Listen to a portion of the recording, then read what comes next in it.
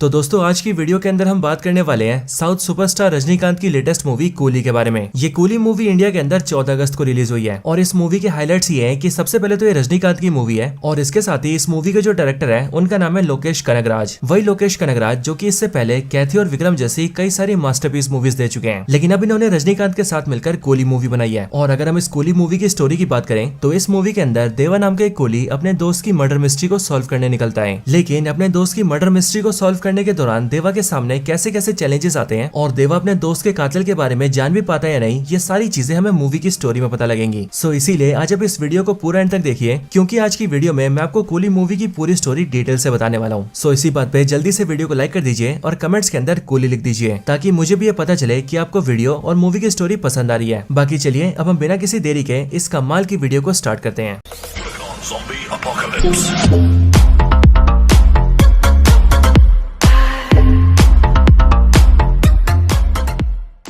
तो दोस्तों coolie movie की स्टार्टिंग होती है विशाखापट्टनम शहर के एक पोर्ट से और इस पोर्ट को देखकर हमें पता लगता है कि विशाखापट्टनम शहर के इस पूरे पोर्ट के ऊपर एक कंपनी का कब्जा है, जिस कंपनी का नाम है किंगपिन लॉजिस्टिक्स। और स्टोरी में हमें पता लगता है कि ये जो किंगपिन लॉजिस्टिक्स है ये साइमन नाम के एक आदमी की कंपनी है जिसने गवर्नमेंट से इस पोर्ट को 99 ईयर्स के लिए लीज पर ले रखा है और इसीलिए 99 सालों के लिए साइमन इस पूरे पोर्ट का मालिक है। और दोस्तों मूवी के अंदर साइमन और कोई नहीं बल्कि एक्टर नागार्जुन है, लेकिन दोस्तों हमें पता लगता है कि ये जो साइमन है ये बहुत ही बड़ा गैंगस्टर है और इसीलिए साइमन अपनी पावर्स का इस्तेमाल करके अपने पोर्ट के जरिए महंगी महंगी ज्वेलरी का सामान, इलीगल गोल्ड, पुराने एंटीक आइटम्स और महंगी लग्जरी घड़ियां, इन सारी चीजों को स्मगल करवाता है। और साइमन बिना गवर्नमेंट की नजरों में आए इन सारे सामान को इंडिया से एक्सपोर्ट करता है और इम्पोर्ट भी करता है। एंड इसी वजह से साइमन बहुत ज्यादा अमीर भी है। साइमन के इस पूरे पोर्ट के ऊपर टोटल 14,000 लोग काम करते हैं और इन 14,000 लोगों में सारे लेबर्स, मजदूर और इंजीनियर शामिल है, जिन सबको साइमन की गैंग के कुछ ऊपर के लोग कंट्रोल करते हैं। लेकिन इन सबके ऊपर एक दयाल नाम का आदमी है। ये दयाल न सिर्फ साइमन का सबसे भरोसेमंद आदमी है बल्कि इसके साथ ही साइमन के बाद इस पूरे पोर्ट के ऊपर दयाल की मर्जी चलती है। हालांकि नागार्जुन का यानी कि साइमन का इस मूवी के अंदर एक बेटा भी है जिसका नाम है अर्जुन, लेकिन ये अर्जुन अपने फादर साइमन के बिजनेस से दूर रहना चाहता है और उसे अपने फादर के बिजनेस में कोई इंटरेस्ट नहीं है और इसीलिए अर्जुन पोर्ट पर एक कस्टम ऑफिसर है। लेकिन साइमन अपने बेटे के कस्टम ऑफिसर होने का भी फायदा उठाता है और वो अपने बेटे अर्जुन के जरिए सारे इलीगल कस्टम के काम को पूरा करवा लेता है। लेकिन दोस्तों अब इन सब के पीछे हमें पता लगता है कि असल में विशाखापट्टनम की जो पुलिस है उसे काफी टाइम से साइमन पर शक हो रहा है और अंदर ही अंदर पुलिस डिपार्टमेंट इस बात को जानता है कि साइमन काफी सारे इलीगल काम करता है और इसीलिए पुलिस डिपार्टमेंट ने आज से 8 साल पहले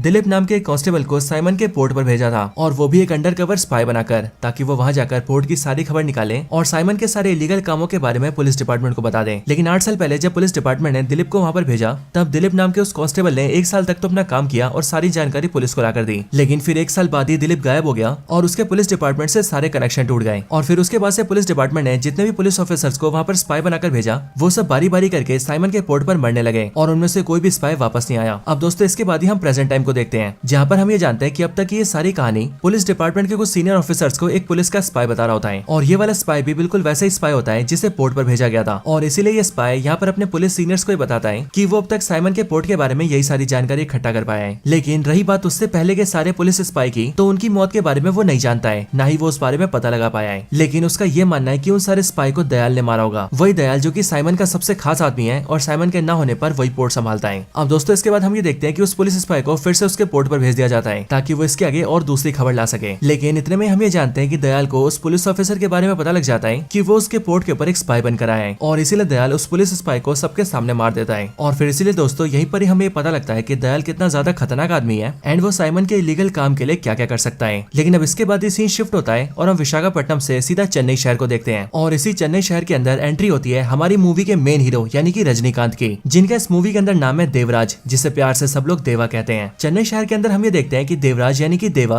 अपने एक बड़े से मेंशन के अंदर रहता है, लेकिन इस मेंशन के अंदर वो अपने साथ अपने कई सारे कूली दोस्तों को रखता है। देवा को मिलाकर इस मेंशन के अंदर टोटल 18 लोग होते हैं और देवा के साथ यहाँ पर जितने भी लोग होते हैं वो सब के सब आज से बहुत साल पहले देवा के साथ कूली का काम किया करते थे और जिस टाइम पर ये सारे के सारे लोग कूली हुआ करते थे तब उस टाइम पर देवा ही उन सारे कूलियों का यूनियन लीडर हुआ करता था। लेकिन सालों पहले कूली का काम छोड़ने के बाद भी सभी लोग देवा की इज्जत करते थे और बहुत सारे लोग तो देवा के साथ ही रहा करते थे। और अब क्योंकि देवा उन सारे कुलियों का लीडर था, इसीलिए बाकी के सारे कुली उसे प्यार से बड़े भाई कहते थे। यहाँ तक कि उनके मन में देवा के लिए बहुत ज्यादा इज्जत भी थी, और वो इसीलिए क्योंकि देवा अपने सारे कुली साथियों को अपना परिवार मानता है और उनके हर सुख दुख में उनका साथ देता है। हालांकि हम ये भी जानते हैं कि देवा का मेंशन काफी ज्यादा बड़ा है और इसीलिए इस मेंशन के अंदर बहुत सारे कमरे भी हैं, जिस वजह से ये लोग मिलकर इस मेंशन के बहुत सारे कमरों को किराए पर भी देते हैं, जिनसे उन्हें कमाई भी होती है। लेकिन देवा की एक खासियत है कि वो अपने मेंशन के कमरे स्टूडेंट्स को बहुत ही कम प्राइस पर देता है और उसके साथ ही वो स्टूडेंट्स को यहाँ पर खाना भी खिलाता है, ताकि यहाँ पर रहने वाले स्टूडेंट्स आराम से पढ़ाई कर सके। लेकिन देवा के मेंशन के अंदर जितने भी लोग रहते हैं उन सबको एक कानून मानना पड़ता है, और वो कानून होता है शराब न पीने का। असल में देवा का एक दोस्त हुआ करता था जिसका नाम था राजशेखर, और इस राजशेखर को मूवी के अंदर प्ले किया है एक्टर सत्यराज ने, जो कि इससे पहले बाहुबली के अंदर कटप्पा को प्ले कर चुके हैं। और ये यानी कि राजशेखर और देवा दोनों बहुत अच्छे दोस्त हुआ करते थे, और आज से 30 साल पहले राजशेखर ने देवा को एक कसम दी थी कि वो अब से शराब पीना छोड़ देगा, जिसके बाद से देवा ने शराब पीना छोड़ दिया और उसने अपने साथ साथ अपने मेंशन के किसी भी आदमी को भी शराब नहीं पीने दी। और इसीलिए हम ये देखते हैं कि मेंशन के अंदर जितने भी लोग रहते हैं उनमें से कोई भी शराब नहीं पीता है। अब दोस्तों आगे हम ये देखते हैं कि देवा की लाइफ में सब कुछ काफी ठीक चल रहा होता है, लेकिन फिर एक दिन अचानक से एक आदमी देवा के पास आता है और वो देवा को बताता है कि उसके पुराने दोस्त राजशेखर की मौत हो चुकी है। अपने दोस्त की मौत की खबर सुनकर देवा को बहुत बड़ा झटका लगता है, लेकिन जब देवा मौत का कारण पूछता है तब उसे पता लगता है कि राजशेखर की जो मौत है वो हार्ट अटैक की वजह से हुई है। अब दोस्तों यहाँ पर हमें पता लगता है कि राजशेखर न सिर्फ देवा का दोस्त होता है, बल्कि सालों पहले राजशेखर ने अपनी बहन की शादी भी देवा से करवा रखी होती है, और इसीलिए राजशेखर रिश्ते से देवा का साला भी लगता है। अब दोस्तों अपने दोस्त राजशेखर की मौत की खबर सुनकर देवा जल्दी से उसके घर जाता है, और उसके घर जाकर देवा आखिरी बार अपने दोस्त को देखता है, जो कि उसके सामने एक लाश बनकर पड़ा होता है। यहाँ पर हम ये जानते हैं कि राजशेखर की फैमिली में उसकी वाइफ की काफी साल पहले मौत हो चुकी होती है, और इसीलिए राजशेखर के साथ उसकी 3 बेटियां होती है, जिनमें से जो सबसे बड़ी बेटी होती है वो होती है श्रुति हसन, और श्रुति हसन का इस मूवी के अंदर नाम है प्रीति। बट दोस्तों यहाँ पर हम ये देखते हैं कि जो प्रीति होती है वो देवा को कुछ खास पसंद नहीं करती है, और इसीलिए वो जैसे अपने घर के अंदर देवा को देखती है वैसी वो उसे वहाँ से निकल जाने के लिए कहती है, जिस वजह से देवा वहाँ से निकल जाता है और सीधा अपने साथियों से मिलता है। लेकिन दोस्तों देवा के मन में एक डाउट आता है, और वो ये सोचता है कि उसका दोस्त राजशेखर तो काफी ज्यादा तंदुरुस्त था, तो आखिरकार उसे हार्ट अटैक कैसे आ सकता है। और अब इसके लिए देवा ये फैसला करता है कि वो अपने दोस्त राजशेखर के बारे में डिटेल से जानेगा, ताकि वो ये पता कर सके कि आखिरकार राजशेखर के साथ क्या क्या हुआ था। अब ऐसा करने के लिए वो सबसे पहले राजशेखर की कंपनी में जाता है, यानी कि वहाँ जहाँ पर राजशेखर काम किया करता था। बट वहाँ पहुंचकर उसे पता लगता है कि उस कंपनी से राजशेखर ने 5 साल पहले काम छोड़ दिया था। हालांकि इसी टाइम पर देवा राजशेखर की पोस्टमार्टम रिपोर्ट भी चेक करवाता है, जिसके बाद देवा को ये भी पता लगता है कि राजशेखर के पोस्टमार्टम की रिपोर्ट भी झूठी थी, और असली पोस्टमार्टम रिपोर्ट के हिसाब से राजशेखर की मौत हार्ट अटैक से नहीं बल्कि सीने पर बहुत ही जोरदार वार करने की वजह से हुई थी। और इसीलिए ये बात जानते ही देवा को ये पता लग जाता है कि राजशेखर की मौत नेचुरली नहीं थी, बल्कि राजशेखर का किसी ने मर्डर किया था, और जिसने भी राजशेखर को मारा था उसने उसे मारने के लिए उसकी छाती पर बहुत जोर जोर से वार किया था। और अब इसीलिए देवा ये फैसला करता है कि चाहे जो भी हो जाए वो राजशेखर के कातिल को ढूंढ कर ही रहेगा। अब दोस्तों इसके बाद ही देवा एक ऐसे आदमी से मिलता है जो कि राजशेखर के काफी करीब था, और इसीलिए उस आदमी से मिलकर देवा उससे राजशेखर के बारे में पूछता है, जिसके बाद वो आदमी राजशेखर के बारे में देवा को सारी बातें बताता है। अब इसके बाद राजशेखर की स्टोरी स्टार्ट होती है, जिसमें हम 5 साल पीछे जाते हैं। वो आदमी देवा को ये बताता है कि आज से 5 साल पहले राजशेखर एक कंपनी में काम किया करता था, और जिस कंपनी में राजशेखर काम किया करता था वो एक साइंस और टेक की कंपनी थी, एंड उसमें देवा उनके लिए नए नए रिसर्चेस करता था। लेकिन देवा अपनी तीनों बेटियों को डॉक्टर बनाना चाहता था, पर डॉक्टर की पढ़ाई करने के लिए बहुत ज्यादा पैसे लगते हैं, और राजशेखर के पास उतने पैसे नहीं थे। लेकिन राजशेखर के पास एक रिसर्च का आइडिया था, और इसीलिए 5 साल पहले उसने सबसे पहले अपनी कंपनी से रिजाइन किया